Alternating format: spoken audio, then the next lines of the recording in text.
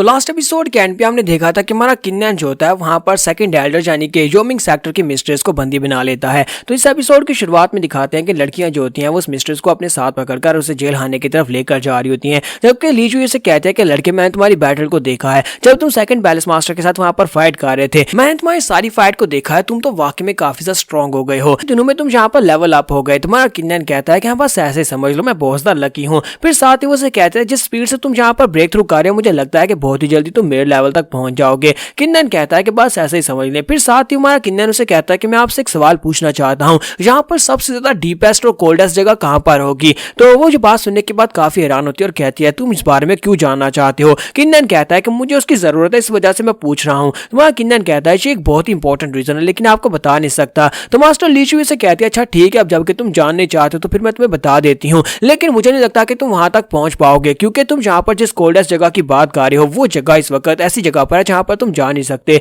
किन्नन कहता है क्यों, ऐसा क्यों, मैं वहां पर क्यों नहीं जा सकता। मिस ली जुई से बताती है कि उस जगह के ऊपर दो खतरे हैं जिनको पार करना बहुत ज्यादा मुश्किल है। पहला तो यह है कि वो इस वक्त योमिंग सेक्टर की टेरिटरी में है। योमिंग सेक्टर की टेरिटरी जहां पर उनकी सिमेट्री है वो उस जगह के ऊपर सबसे ज्यादा कोल्डेस्ट जगह वहां पर है। और दूसरी बात यह है कि वहां पर एक बहुत ही रेयर मिस्टीरियस बीस्ट रहता है जो बहुत ज्यादा पावरफुल है, जो उस जगह को गार्ड करता है। किन्नन कहता है ये बात तो काफी ज्यादा इंटरेस्टिंग है कि ये जगह योमिंग सेक्टर की टेरिटरी में आती है। इसका मतलब यह है कि ये मेरे लिए और भी ज्यादा आसान है। सबसे पहले जाकर उनके इवल मोनार्च को मारेंगे, उनके सेक्टर लीडर को, और उसके बाद जाकर वो जगह से मैं वो चीज ले लूंगा जो मैं लेना चाहता हूँ। तो मिस ली जुई से कहते हैं कि लड़के तो कहीं तुम पागल तो नहीं होगे, इस वक्त तुम्हारा लेवल जो है वो सुप्रीम राम के सेकंड लेवल पर है और इस वक्त उनका जो मास्टर है वो सुप्रीम राम के थर्ड लेवल पर है। तुम चाहकर भी इसको नहीं हरा सकते क्योंकि उसका लेवल तुमसे ज्यादा हाई है और हम दोनों मिलकर भी उसे नहीं हरा सकते। किन्नन कहता है कि मास्टर बात की बाद में देखेंगे, अभी मुझे उस कोल्डेस्ट जगह के बारे में पता चला है जिस जगह को मैं ढूंढना चाह रहा था। और इसी के साथ में किन्नन अपने रूम में आ जाता है। रूम में आने के बाद वो अपने पास से फायर के ब्लड लाइन की पावर निकालता है और उस ब्लड लाइन की पावर को निकालने के बाद अपनी बॉडी में ऑब्जर्व करता है।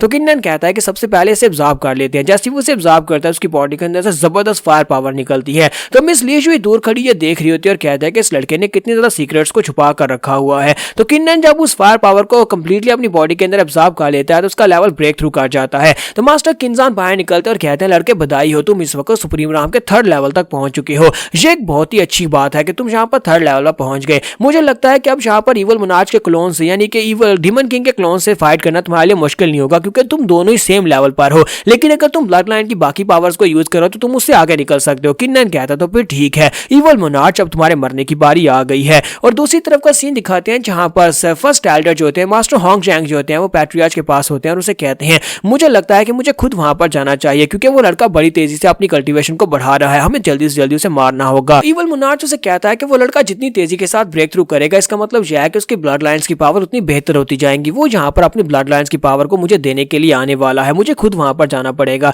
जबकि सेकंड एल्डर से कहता है कि आपको वहां पर जाने की जरूरत नहीं है, मैंने भी यहाँ पर अभी भी तीसरे लेवल पर ब्रेक थ्रू किया है तो मैं उसे जाकर हरा सकता हूँ और उसका सर काट कर आपके पास लेकर आऊंगा। तो सेक्टर मास्टर से कहते हैं हाँ क्यों नहीं, ठीक है तुम वहां पर जाओ क्योंकि तुम्हारे पास यहाँ पर काफी रेयर पावर्स और साथ में तुम्हें अपनी पिल दूंगा जिसके साथ तुम्हारी पावर लेवल्स बढ़ जाएंगे। उस लड़के को मारकर उसकी डेड बॉडी को मेरे पास लेकर आओ। मैं यहाँ पर निंगरुजॉन की बॉडी के अंदर से उसकी ब्लड लाइन की पावर लेता हूँ।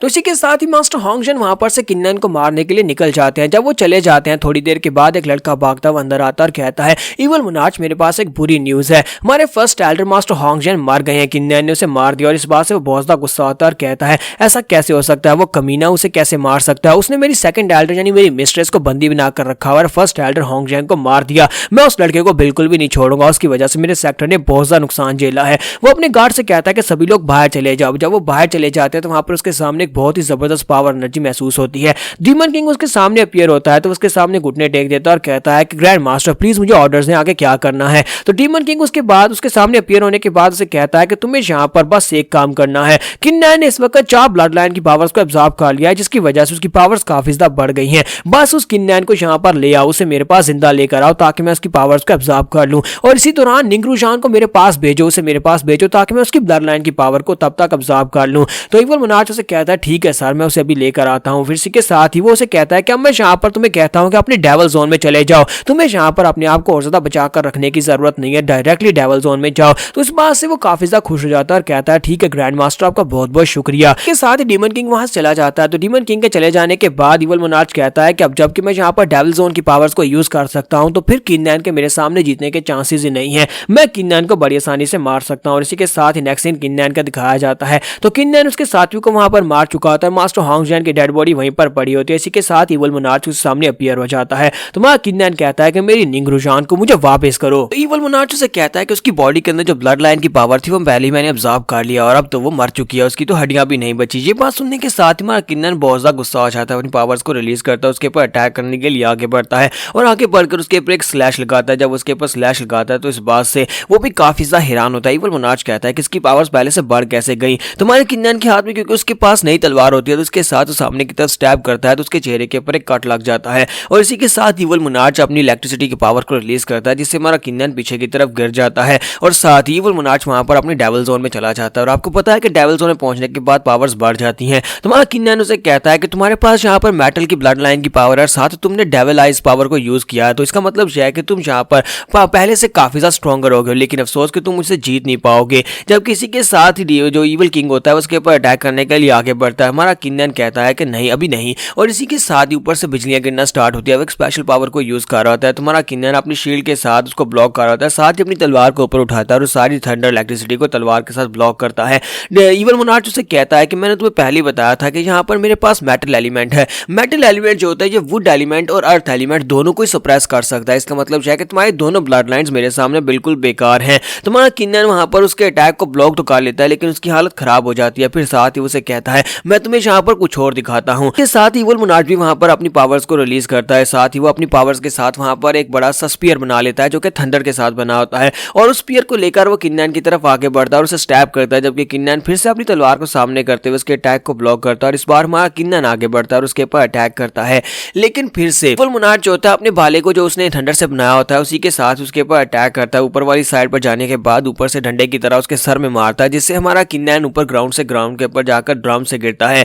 तो ऊपर से नीचे गिरने के बाद वहां पर एक जबरदस्त धमाका होता है। फिर साथ ही इवल मोनार्च अपनी थंडर पावर को यूज करते हुए ऊपर से उसके ऊपर अटैक कर देता है। उसके ऊपर एक जबरदस्त अटैक होता है, वहां पर एक और धमाका होता है। तो इवल मोनार्च बहुत ज्यादा खुश हो रहा था और कहता है कि लड़के तुम्हें क्या लगा था कि तुम यहाँ पर इस लायक भी हो कि मेरे सामने खड़े हो सको। अब जबकि मैंने यहाँ पर डीमन पावर्स को यूज किया है तो फिर तो तुम मेरे सामने बिल्कुल भी नहीं खड़े हो सकते। जबकि हमारा किन्नैन उसके पीछे आकर खड़ा होता है और उससे कहता है जी बात तो तुमने बिल्कुल ठीक कही कि मेरे पास अर्थ और वुड वाली जो ब्लड लाइन की पावर्स हैं वो तुम्हारे खिलाफ काम नहीं आती, लेकिन अफसोस कि अब मेरे पास एक और ब्लड लाइन की पावर है और मैं तुम्हें दिखाने वाला हूं। और साथ ही उसने भी वहां पर एक वेपन बनाया होता है, उसने भी एक स्पीयर बनाया होता है, लेकिन वो फायर की ब्लड लाइन के साथ होता है क्योंकि किन्नैन के पास अब तीसरी ब्लड लाइन की पावर भी है। तो वो फायर की ब्लड लाइन के साथ जैसे उसके ऊपर अटैक करता है तो इसी के साथ ही इवल मोनार्च उसके साथ हिट होने के बाद ग्राउंड के ऊपर जाकर गिरता है और ग्राउंड के ऊपर गिरने के बाद एक जबरदस्त धमाका होता है। तुम्हारा किन्नैन एक ही धमाके के साथ उसको मार डालता है। उसके मरने के साथ ही वो फायर के साथ उसकी बॉडी भी जल जाती है। मास्टर किन्नैन बाहर निकलता है और किन्नैन से कहता है कि लड़के तुम पहले से काफी ज्यादा बेहतर हो गए हो, तुमने इस बार के क्लोन को बड़ी आसानी से हरा दिया है। लास्ट टाइम क्लोन से फाइट करने में तुम्हें काफी दिक्कत हुई थी,